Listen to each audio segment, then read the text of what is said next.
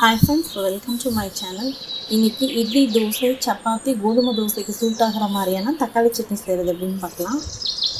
ஸ்டவ்வில் கடாய் வச்சு கொஞ்சமாக ஆயில் ஊற்றிருக்கேன். அதில் ஒரு அரை ஸ்பூன் கடுகு போட்டுருக்கேன். கடுகு வெடிச்சதும் ஒரு ஸ்பூன் உளுந்தம்பருப்பு போட்டுக்கலாம். கடலைப்பருப்பு வேணாலும் இதில் ஆட் பண்ணிக்கலாம். உளுந்து கொஞ்சம் செவந்ததும் வெங்காயம் பச்சை மிளகாயெல்லாம் போட்டுக்கலாம்.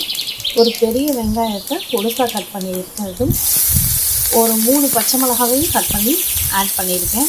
இந்த வெங்காயம் ரொம்ப வதங்கலாம் தேவையில்லை, கொஞ்சமாக வதங்கினா போதும்.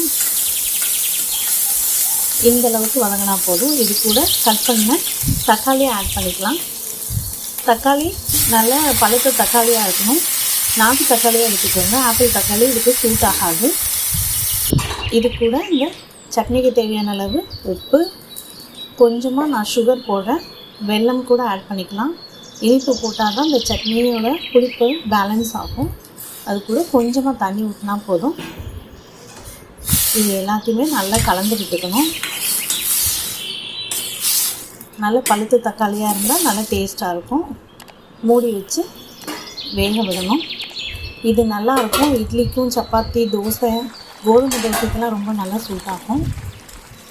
இடையில எடுத்து கிள்ளி விட்டுட்டு திரும்பவும் மூடி வச்சு தக்காளி நல்லா வேகிற அளவுக்கு விட்டுறணும். இப்போ தக்காளி நல்லா வெந்துருச்சு.